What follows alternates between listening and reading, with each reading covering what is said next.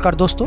अमेरिकी संसद की स्पीकर नैन्सी पेलोसी की ताइवान यात्रा से चीन आग बबूला हो गया है और उसने चौतरफा ताइवान का गला दबाने की तैयारी तेज कर दी है। चीन के नेवी ने 6 तरफ से ताइवान की घेराबंदी कर चुका है और 4 से लेकर 7 अगस्त तक मिसाइलों की टेस्टिंग से लेकर लाइव फायर ड्रिल्स को अंजाम देने वाला है।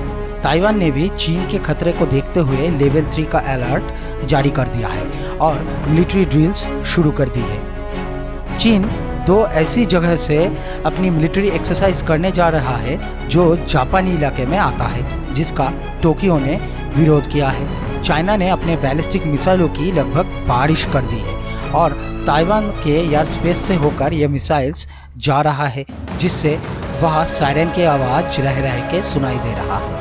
साथ ही चाइनीज एयरफोर्स की बहुत सारे फाइटर जेट्स ताइवान के हवाई क्षेत्र में उड़ान भर रहे हैं। आपको बता दें कि ताइवान के बहुत से नागरिक नैन्सी पेलोसी का जो विजिट था उसका विरोध करते भी दिखे थे, क्योंकि उन्हें अच्छी तरह से मालूम था कि अगर यूएस ऐसा करेगा तो यूक्रेन जैसी हालत ताइवान की भी हो सकती है। और यूएस अगर यूक्रेन की तरह ही ताइवान के मामले में भी कुछ नहीं किया तो ताइवान का बर्बाद होना बिल्कुल तय समझिए। ताइवान दुनिया का सबसे बड़ा सेमीकंडक्टर चिप निर्माता देश है और चाइना इसी टेक्नोलॉजी के ऊपर अपना दबदबा कायम करना चाहता है। और अगर चाइना ताइवान के ऊपर किसी प्रकार के स्मॉल स्केल अटैक भी करता है तो इसका प्रभाव पूरी एशिया के साथ साथ पूरी दुनिया में देखने को मिलेगा। मोबाइल, टैबलेट, कंप्यूटर से लेकर लैपटॉप के दाम रातों रात बढ़ना तय समझिए। आपको बता दें कि बाइडेन एडमिनिस्ट्रेशन इस ट्रिप का समर्थन में बिल्कुल भी नहीं था। ऐसे में यूएस की कमजोरी अब खुलकर लोगों को दिख रही है। एक समय ताइवान ने यूएस से न्यूक्लियर मिसाइल्स भी मांगे थे ताकि चाइना की जो एग्रेशन है उसे रोका जा सके, लेकिन उस वक्त यूएस ने न्यूक्लियर ट्रीटी का हवाला देते हुए इससे साफ इनकार कर दिया था। फिलहाल अमेरिका ने भी चीन से निपटने की तैयारी पूरी कर ली है और न्यूक्लियर एयरक्राफ्ट कैरियर से लेकर न्यूक्लियर सबमरीन्स तक इस पूरे इलाके में तैनात कर दिया है, लेकिन यह भी ताइवान से बहुत ही दूर है। दोस्तों, आपको अगर याद होगा तो रूस ने भी यूक्रेन पर चढ़ाई करने से पहले ऐसे ही युद्धाभ्यास किया था। अब सवाल यह है कि क्या सच में चाइना ताइवान पर हमला करने जा रहा है, और अगर चाइना ने ऐसा किया तो यूएस का रुख क्या होगा, और अगर यूएस भी ताइवान के समर्थन में अपनी सेना चाइना के खिलाफ उतार देता है तो क्या तीसरे विश्व युद्ध की शुरुआत हो जाएगा। देखिए, तीसरे विश्व युद्ध होने का संभावना से बिल्कुल भी इनकार नहीं किया जा सकता, लेकिन हाँ, पूरी दुनिया 2 हिस्सों में बंटना बिल्कुल तय समझिए, क्योंकि ज़्यादातर देश अपने अपने फायदे और नुकसान देखने के बाद ही कोई कदम उठाएगा। लेकिन वर्तमान में भी बहुत से देश हैं जिन्होंने अपना रुख बिल्कुल साफ कर दिया है, लेकिन ज़्यादातर देश अभी तक अपने रुख साफ नहीं किया है। और आज हम मोटे मोटे तौर पर आपको बताने की कोशिश करेंगे कि अगर यूएस और चाइना आमने सामने आ जाते हैं तो दुनिया के ज़्यादातर देश किसको अपना समर्थन दे सकता है। और सबसे बड़ा और महत्वपूर्ण सवाल, अपना प्यारा देश भारत का रुख अब क्या होने वाला है, और क्या भारत भी चाइना के खिलाफ अपनी सेना उतार सकती है। ऐसे सवालों का उत्तर देने से पहले दोस्तों, वीडियो को अगर अभी तक आपने लाइक नहीं किया है तो जल्दी से लाइक कर दीजिए। चैनल को सब्सक्राइब करके बेल आइकन को दबाना बिल्कुल भी मत भूलिएगा। दोस्तों, जब भी कभी भी दुनिया में कोई भी युद्ध हुआ है तो हमने दुनिया को अपने अपने हिसाब से बांटते जरूर देखा है, और इस मामले में भी यही होगा। अभी इस वीडियो को जब हम बना रहे हैं इस वक्त तक रशिया खुले तौर पर चाइना का समर्थन ऑलरेडी कर चुका है और चीनी ऋण में फंसे पाकिस्तान भी चाइना का समर्थन किया है।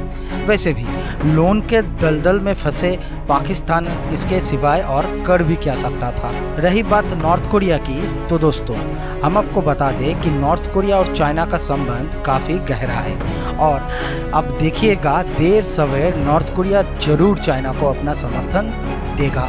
लेकिन सबसे बड़ा सवाल है, क्या ईरान भी चाइना का समर्थन कर सकता है? ये देखने वाली बात होगी। आपको क्या लगता है, नीचे हमें कमेंट में ज़रूर बताएं।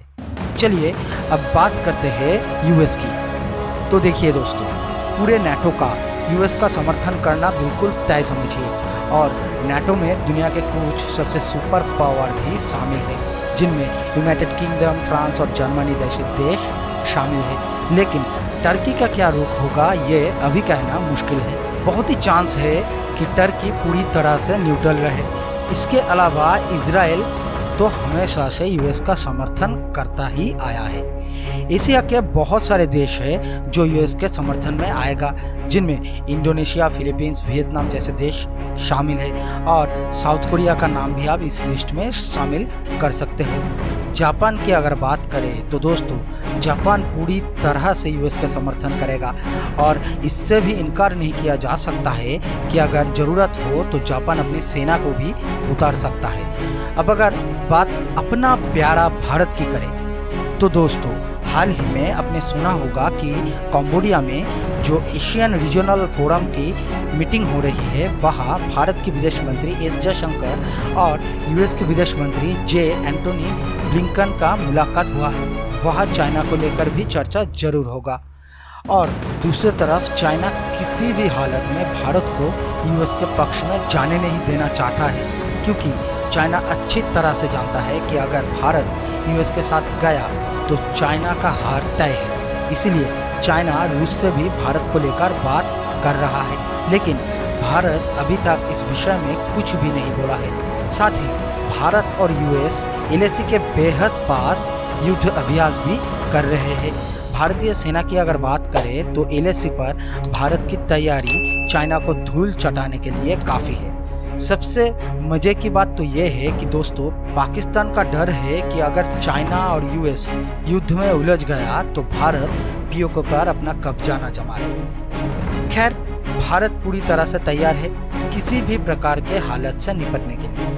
लेकिन दोस्तों हम जरूर जानना चाहेंगे कि भारत को अब क्या करना चाहिए। क्या भारत को खुलकर यूएस का समर्थन करना चाहिए या फिर कोई सेंसेबल बयान जारी कर देना चाहिए? आपको क्या लगता है नीचे कमेंट में हमें जरूर बताएं। और आगे क्या होता है ये तो देखने वाली बात होगी।